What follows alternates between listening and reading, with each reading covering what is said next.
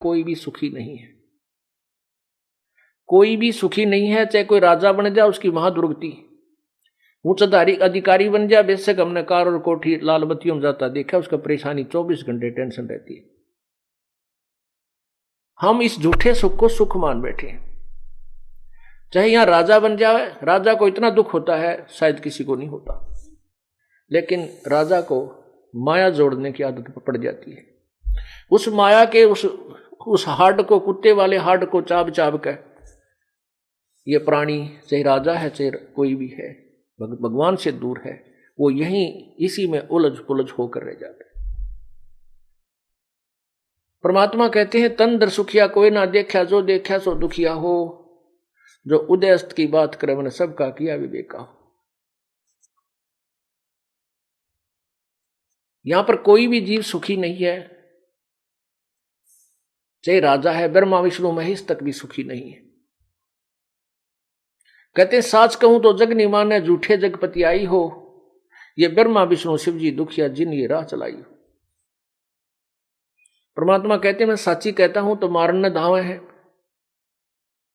और झूठी बात को ये स्वीकार करे बैठे हैं कि ब्रह्मा विष्णु महेश सर्वशक्तिमान है, इनकी पूजा से मोक्ष होता है। नहीं, इनका अपना भी मोक्ष नहीं है, ये स्वयं भी जन्म मृत्यु के 84 लाख योनियों के चक्कर में ही है।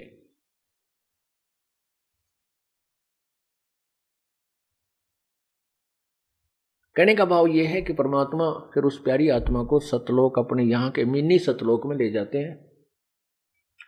वहां जाकर वो खूब रोता है, और उस जैसे नालायक वहां बहुत बैठे पाएंगे, सभी बैठ कर बतलाते हैं हमने नाश कर लिया, हमने बड़ी बनाई बात बिगाड़ दी। अब पता नहीं कौन से कलयुग में परमात्मा कब दया होगी या ना होगी, क्यों कलयुग के अंदर ये काल इतना सतर्क हो जाता है, नाना प्रकार के पंथ बना देता है, भिन्न भिन्न प्रकार के मजहब बनवा देता है, क्योंकि कोई एक दूसरे की बात को सुनकर प्रसन्न नहीं, और आपस में लड़ाई झगड़े मार काट है, और उसी अपनी अपनी अपनी सोच पर सभी आधारित रहते हैं। फिर भी परमात्मा बहुत को दया करते हैं, अपनी समर्थता के कारण, अपने तत्व ज्ञान के तोब के गोले के आधार पर इस अज्ञान रूपी किले को ढा देते हैं, एक बार प्रत्येक कलयुग में अवश्य खत्म कर देते हैं।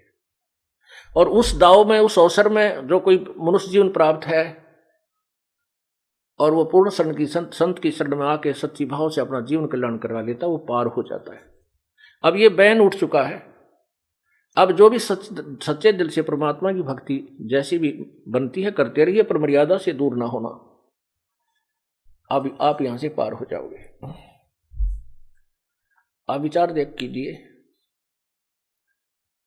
यहां एक सेकंड का, एक पल का जीव को पता नहीं तेरे साथ कल क्या हो जाएगा। एक बार हरियाणा के 2 मंत्री शपथ लेते ही कुछ ही दिनों के बाद हेलीकॉप्टर से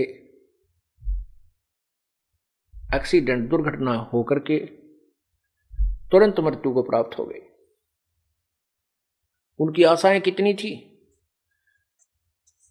पुण्यात्माओं। नानक साहब जी कहते हैं ना जाने काल की कर डारे, किस विध डल जा पासावे, और जिनाते सरते मौत खुड़क दिनानु केड़ा हंसावे। फिर नानक साहब से किसी ने पूछा, परमात्मा हे प्रभु, क्या आप कभी भी प्रसन्न नहीं होते? आप बहुत मायूस रहते हैं।